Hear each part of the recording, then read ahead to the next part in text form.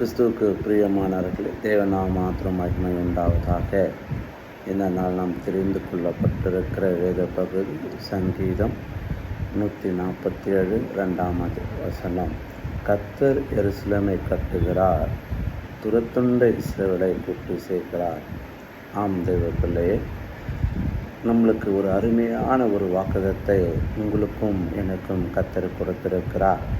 இந்த வசனத்தில் ஆண்டவர் சொல்லியிருக்கிறது, அதாவது கர்த்தர் கட்டுகிறார், கர்த்தர் ஆத்துமாக்களை சேர்க்கிறார் என்று நாம் இங்கே வாசிக்கிறோம்.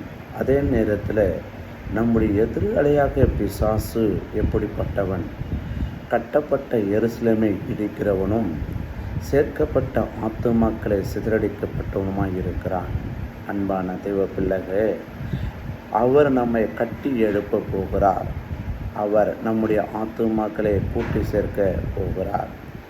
ஆகவே நம் தேவன் நம் பட்சத்திலிருந்து கர்த்தர் நம்முடைய வாழ்க்கையை கட்டுகிறார். அவர் சபையை கட்டுகிறார், உங்களுடைய குடும்பத்தை அவர் கட்டுகிறார். இந்த எருசலேம் கட்டப்படுவதற்கு ஆண்டவர் விரும்புகிறார். ஒன்று, உங்களுடைய தனிப்பட்ட வாழ்க்கை; ரெண்டாவது, உங்களுடைய குடும்ப வாழ்க்கை; மூன்றாவது, உங்களுடைய சபை வாழ்க்கை. வேதம் சொல்லுகிறது, நீ பேதுருவாய் இருக்கிறாய், உந்த கல்லின் மேல் என் சபையை கட்டுவேன் என்று. பாதாளத்தின் வாசல்கள் அதில் மேற்கொள்வது இல்லை என்று மத்தேயு 16:18 வசனத்தின்படி தேவனுடைய சபை ஸ்தாபிக்கப்பட்டு 2000 ஆண்டுகள் ஆகிவிட்ட போதும் சபை அழிக்கும்படி, இன்றைக்கு சபை அழிக்கும்படிக்கும், கெடுக்கும்படிக்கும், உடைக்கும்படிக்கும், சிதறடிக்கும்படிக்கும் பெரிய பெரிய ராஜாக்களும் வல்லரசுகளும் பேரரசுகளும் எழும்பின.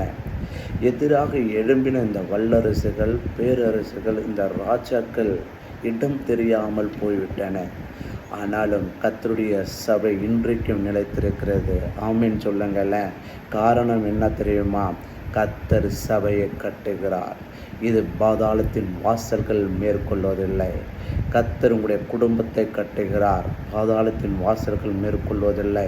கர்த்தர் உங்களுடைய ஆவிக்குரிய வாழ்க்கை கட்டுகிறார், கர்த்தர் உங்களுடைய பிள்ளைகளுடைய வாழ்க்கையை கட்டுகிறார். கர்த்தர் சபையை கட்டுகிறார். கர்த்தரால் கட்டப்பட்டிருக்கிற சபை பாதாளத்தின் வாசல்கள் மேற்கொள்வதில்லை. கர்த்தர் உங்களை ஆசீர்வதிப்பாராக. நிச்சயமாய் கர்த்தர் உங்களையும், உங்களுடைய குடும்பத்தையும், உங்களுடைய சபையும், உங்களுடைய ஊழியத்தையும் கர்த்தர் கட்டுகிறார். பாதாளத்தின் வாசல்கள் மேற்கொள்வதில்லை. கர்த்தர் நாம் மாத்திரம் மகிமை உண்டாவதாக. ஆமென், ஆமென்.